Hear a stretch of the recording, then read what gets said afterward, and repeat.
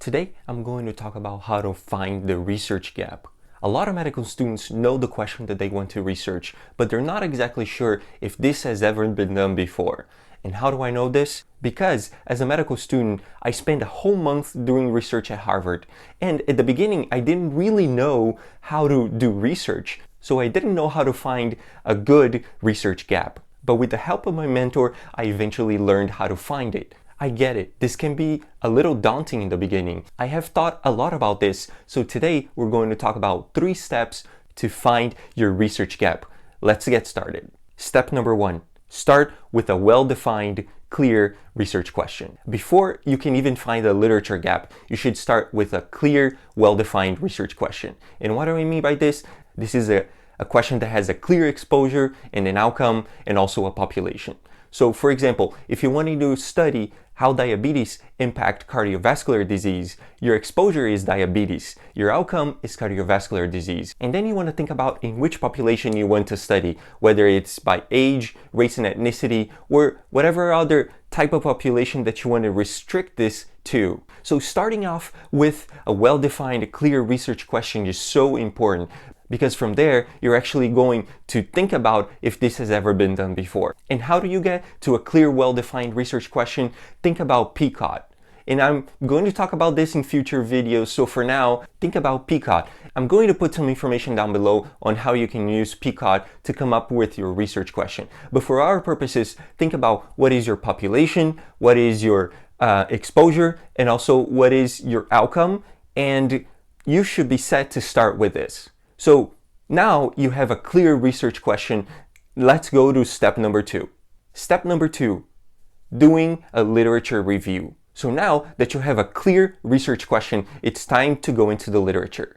Now you're going to start looking at the research papers that are related to your outcome and your exposure. So in our example, you're actually going to start looking at papers that talk about how diabetes impact this, or how cardiovascular disease is impacted by X. And in your research question, you should really think about how does X impact Y in Z population. You're going to look at papers that look at the exposure and then some other outcome related to your outcome, and then at the outcome you're interested in and how it is impacted by some other exposure other than the one you're interested in. So for example, in our example of diabetes and cardiovascular disease, you're going to look at papers that look at diabetes and how does it impact other outcomes, and then you're going to look at papers that have cardiovascular disease as an outcome, and then look at different exposures, other factors that might impact cardiovascular disease. For example, how does hypertension impact cardiovascular disease? And then you're going to find papers that look at how diabetes impacts other outcomes, for example,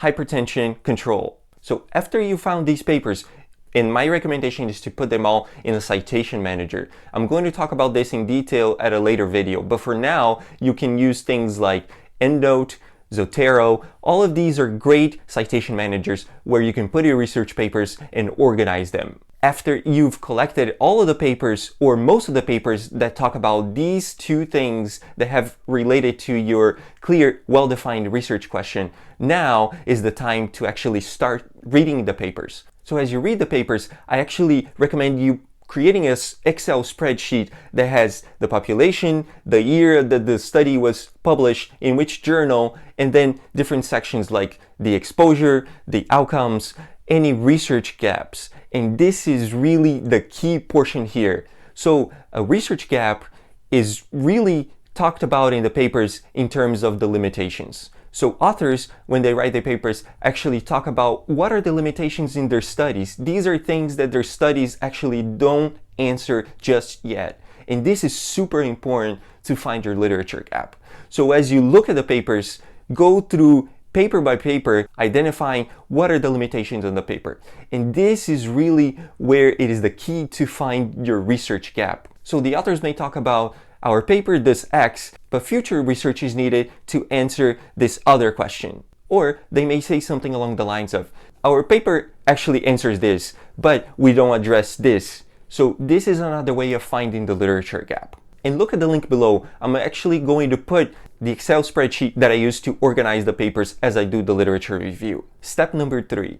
It's actually going back to your clear, well-defined research question and actually making any adjustments to it. Now that you've gone to the literature, identifying the key papers that are related to your study, you actually want to go back to your research question and make any adjustments to it. If the study you're trying to propose has already been done, then look at perhaps a different population, look perhaps at a slightly different outcome, or even an exposure as well. So you're still coming out with a clear research question, but now it's really informed by the research gap that you have identified. A lot of medical students actually have a research question and they just look very superficially and then they say, this has been done. But if you look deeper, but your well-defined research question may have already been done before, so you may have to pivot to a slightly different population, outcome, or even exposure. So to summarize, to find your research gap, the first step is to have a clear, well-defined research question. The second step is actually to compile the papers that are related to your research question. And then the third step is actually going back to your research question and further refining it. So there you have it.